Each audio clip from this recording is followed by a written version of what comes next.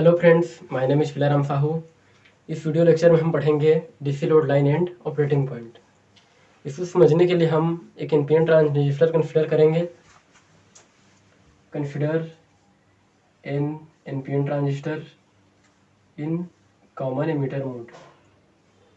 ठीक है, NPN transistor common emitter mode में कंसीडर करते हैं।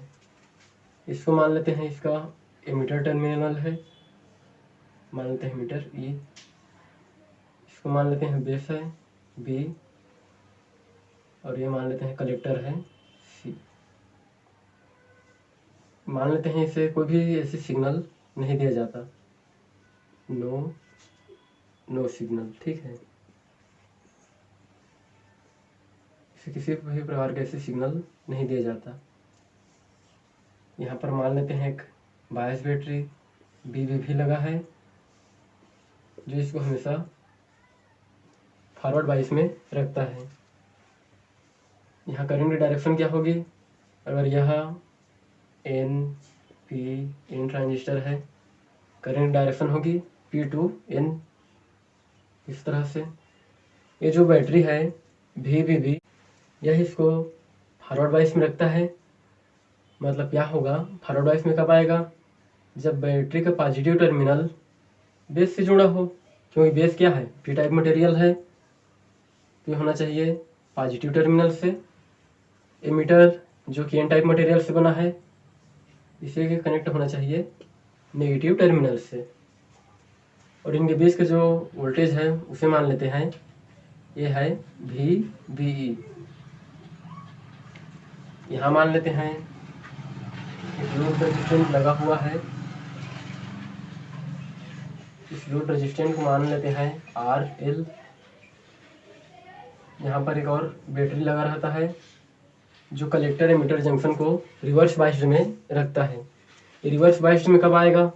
जब कलेक्टर जो कि एन टाइप मटेरियल से बना है, ये बैटरी के पॉजिटिव टर्मिनल से जुड़ा हो और इधर नेगेटिव से, इस तरह से VCC। और इनके बीच का जो वोल्टेज है इसे मान लेते हैं VCE। मान लेते हैं इसमें फ्लो होने वाला बेस करंट है IB, इसकी डायरेक्शन इस तरह से होगी। कलेक्टर करंट मान लेते हैं IC है, इसकी डायरेक्शन हो जाएगी इस तरह से IC। और जो एमिटर करंट है वो फ्लो होगा IE नीचे की ओर। ठीक है, तो ये हो गया फिगर ए NPN ट्रांजिस्टर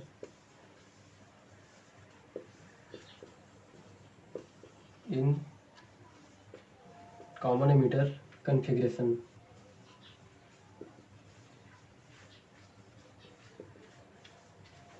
अब हम इसके आउटपुट कैरेक्टरिस्टिक कर्व पर डिस्कस करेंगे। इसका जो आउटपुट कैरेक्टरिस्टिक कर्व होता है वो कर्व होता है IC और VCE के बीच।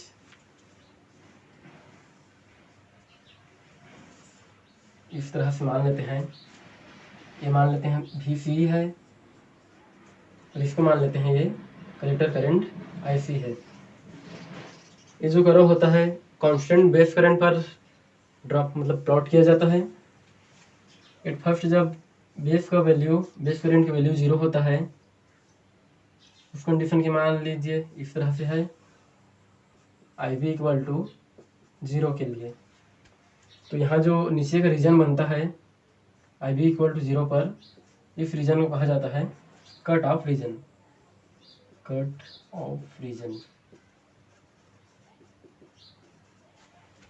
जैसे जैसे हम इसे डिफरेंट करंट IB के लिए लेंगे तो जो ग्राफ है वो चेंज होते जाएगा। मान लेते हैं सेकंड लेते हैं IB equal to 5 micro ampere के लिए, IB equal to 5 micro ampere. ठीक है, क्योंकि बेस करंट बहुत कम होता है इसलिए इसे माइक्रो एम्पियर में मेजर किया जाता है। इसी तरह से मान लेते हैं IB equal to 10 micro ampere के लिए, इसी तरह से IB equal to 15 micro ampere के लिए। इसी तरह से इसको और बनाया जा सकता है। ठीक है, ये जो फर्स्ट वाला रीजन है जब आई वी इक्वल टू 0 है, इस रीजन को कहा जाता है कट ऑफ रीजन। और जो इधर का सभी रीजन है, ठीक है, इन रीजन को कहा जाता है एक्टिव रीजन। Active region. और जो इधर का रीजन है इसे कहा जाता है सेचुरेशन रीजन। Saturation reason. ठीक है, इसे लिख सकते हैं फिगर 2 आउटपुट कैरेक्टरिस्टिक कर्व।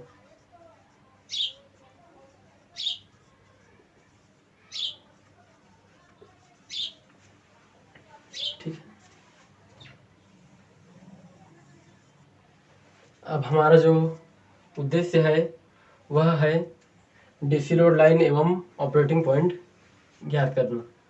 तो इसके लिए हम क्या करेंगे, जो ये आउटपुट सर्किट है इसमें केवीएल लगाएंगे। KVL means Kirchhoff voltage law. Applying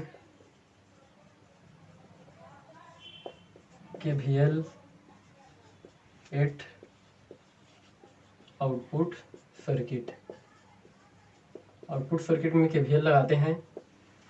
KVL कहता है कि किसी भी क्लोज सर्किट में ईएमएफ का सम 0 होता है। ठीक है, जैसे हम यहाँ से क्लोज सर्किट कंसिडर करते हैं, यहाँ से लेकर इस तरह से जो आउटपुट सर्किट है, तो इसमें क्या होगा, इस सर्किट में जो ईएमएफ है या फिर कह सकते हैं जो पोटेंशियल है उसका सम क्या होगा, 0 होगा। जैसे मान लेते हैं हम यहाँ से ज्ञात करना स्टार्ट करते हैं और जो VCC है इसको हम प्लस लेते हैं। दैट मीन्स जब ये नेगेटिव टू पॉजिटिव है तब इसको प्लस ले रहे हैं, तो क्या हो जाएगा VCC। अब इसके बाद नेक्स्ट देखते हैं, यहाँ आ जाता है जब ये इस तरह से ये करंट की डायरेक्शन है, इस डायरेक्शन में ऐसे ही फ्लो हो रहा है। करंट की डायरेक्शन मतलब पॉजिटिव टू नेगेटिव, तो इसको हम माइनस लेंगे क्योंकि हमने यहाँ स्टार्टिंग में माना था कि जब ये नेगेटिव टू पॉजिटिव है तो उसे हम लोग पॉजिटिव मान रहे हैं। तो क्या होगा, जब ये पॉजिटिव टू नेगेटिव है तो उसे हम क्या मानेंगे, नेगेटिव मानेंगे, VCC माइनस। अब यहाँ जो पोटेंशियल है इसका पोटेंशियल कैसे मिलेगा, इस लोड रेजिस्टेंट RL में IC का मल्टीप्लाई करने पर, माइनस IC RL। फिर अब यहाँ से ये आ जाएगा इधर, फिर ये क्या हो जाएगा, क्लोज सर्किट बन रहा है। इसको ऐसे ले सकते हैं इस तरह से। इसमें देखिए जो कलेक्टर एमिटर वोल्टेज है VCE, इसकी डायरेक्शन क्या होगी, इसको हम बैटरी के पॉजिटिव टर्मिनल से कनेक्ट किया है कलेक्टर को, और एमिटर को नेगेटिव टर्मिनल से। मतलब यहाँ भी है प्लस से माइनस, तो इसको भी क्या लेंगे, माइनस लेंगे, माइनस VCE इक्वल टू 0। अब हम यहाँ से collector current IC find out करेंगे। IC फाइंड आउट करने के लिए इसको यहीं एज इट इज लिखेंगे और बाकी सबको राइट साइड ले जाएंगे। Minus IC RL equal to VCE minus VCC। ठीक है, हमें यहाँ से क्या चाहिए, कलेक्टर करंट IC चाहिए, तो माइनस RL क्या करेंगे, राइट साइड ले जाएंगे। IC equal to VCE minus VCC upon minus RL है। IC equal to minus 1 upon RL VCE minus और minus multiply plus VCC upon RL। तो ये जो है कलेक्टर करंट IC की वैल्यू है। इसे मान लेते हैं इक्वेशन नंबर 1। ठीक है, यहाँ से जो इस समीकरण है इससे कलेक्टर करंट IC का मान ज्ञात किया जा सकता है। अब इस इक्वेशन को देखते हैं। यह जो है स्ट्रेट लाइन इक्वेशन के सिमिलर है। Equation 1 is similar to straight line equation. Straight line equation, और स्ट्रेट लाइन इक्वेशन क्या होता है? y equal to mx plus C. इसी के सिमिलर है। y के स्थान पे ये वाला, m के स्थान पे ये है, x के स्थान पे भी c है, और c के स्थान पे यह वैल्यू है VCC upon RL, where slope यहाँ m है, और यहाँ m के स्थान में क्या है? -1 अपॉन RL है। Slope m equal to -1 upon RL, and जो इंटरसेप्ट c है, c के स्थान पे क्या है? यहाँ पर है VCC अपॉन RL। ठीक है, अब हम दो कंडीशन अप्लाई करेंगे और उस दो कंडीशन रखते हैं। फर्स्ट कंडीशन है putting IC equal to 0 in equation 1, we get. जो इक्वेशन 1 है इसमें हम एट फर्स्ट कलेक्टर करंट 0 रखेंगे। ठीक, तो क्या हो जाएगा? 0 equal to -1 upon RL VCE plus VCC upon RL। यहाँ देखिए जो RL है दोनों के ही डिनोमिनेटर में है। अगर हम इसे लेफ्ट साइड ले आएंगे कॉमन लेकर तो 0 हो जाएगा। 0 equal to -VCE plus VCC, क्योंकि RL दोनों में था, यहाँ से कॉमन लेकर यहाँ लेफ्ट में ले आएंगे 0 हो जाएगा। ठीक, this implies VCC equal to VCE। ठीक है, जब क्या हो, कलेक्टर करंट 0 हो, उस कंडीशन में क्या होगा? जो VCC है वो VCE के इक्वल होगा। मान लेते हैं एक पॉइंट P है जहाँ पर इस तरह से कंडीशन मिलता है। मान लेते हैं इस ग्राफ में यह वो पॉइंट है जहाँ पर VCE VCC के इक्वल है। ठीक है, नेक्स्ट कंडीशन हम क्या रखेंगे? जब VCE 0 हो उस कंडीशन में देखते हैं।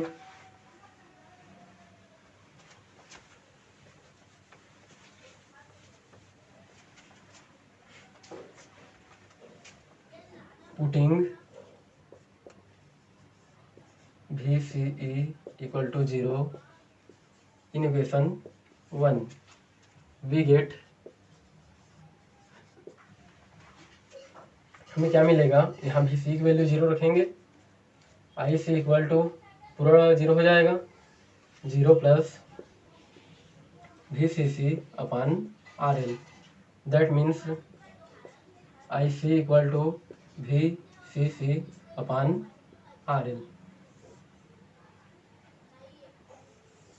ठीक है, मान लेते हैं यह कंडीशन हमें एक पॉइंट Q पर मिलता है, और इसको मान लेते हैं इक्वेशन नंबर 3। ठीक है, तो मतलब जब हम VCE इक्वल टू 0 रखे तो हमें क्या मिला? IC equal to VCC upon RL। इस पॉइंट को मान लेते हैं हम Q, मान लेते हैं यह वो पॉइंट Q है,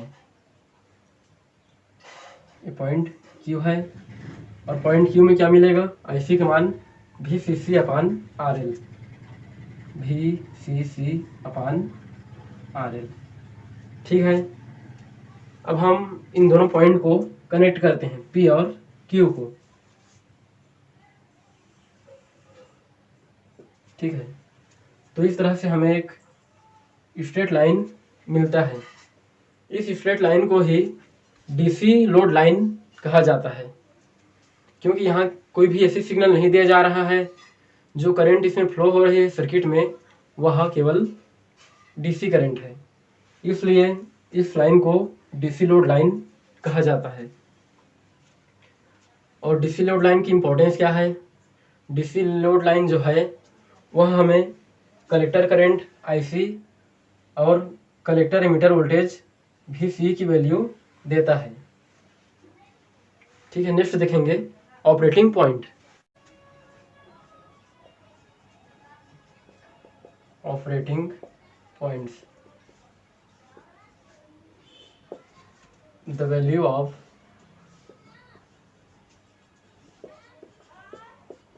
IC and VCE under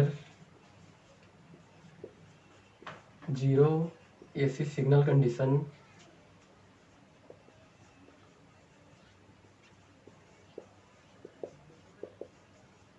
is called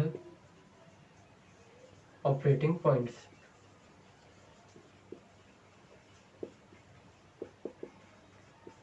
ठीक है, जब किसी सर्किट में कोई भी ऐसी सिग्नल नहीं दिया जाता, उस कंडीशन में कलेक्टर करंट IC और कलेक्टर एमिटर वोल्टेज VCE की वैल्यू को ही ऑपरेटिंग पॉइंट कहा जाता है। तो फ्रेंड्स, इस प्रकार हमने पढ़ा DC load line and operating points.